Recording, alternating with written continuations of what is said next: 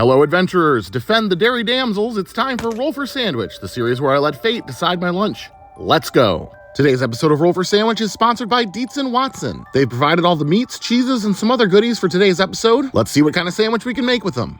Let's get it started with our roll for bread. 4 wheat. Once again, I have a couple slices of the whitest wheat bread ever. And this time, I think we're gonna throw it in the toaster, use our toast bread cantrip to get them nice and toasted up.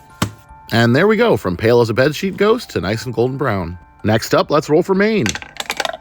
3 turkey. Got some peppered turkey from Dietz & Watson today, coated with black pepper and seasonings. Plain turkey's not my favorite lunch meat, but I do have to say the black pepper sets it off in a nice way.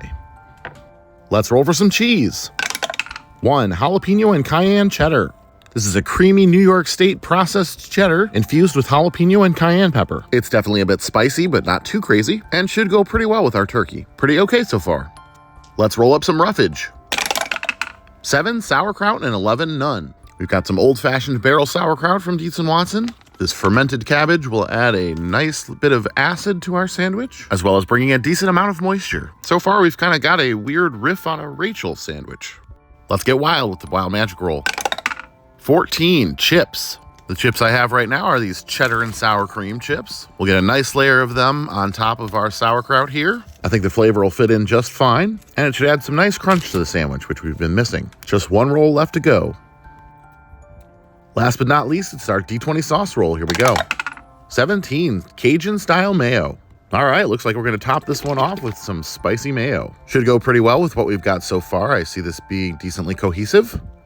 Let's go ahead and get our sandwich closed up here.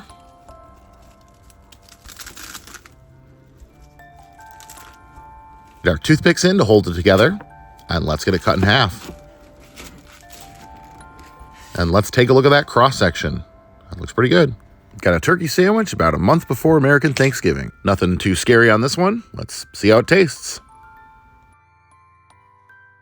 Yeah, that's not bad at all. I mentioned the Rachel sandwich earlier, which is a twist on a Reuben with turkey instead of corned beef and sometimes coleslaw instead of sauerkraut. And this is a bit like a spicy Rachel. The heat from the sauce and the cheese is present but not overwhelming and is tempered nicely by the sauerkraut.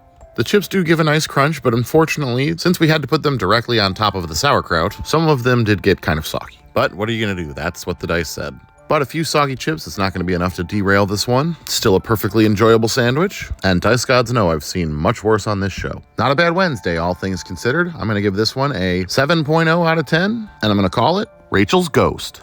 Thanks for hanging out with me today. I hope you have a great day, and I'll see you again next time on Roll for Sandwich.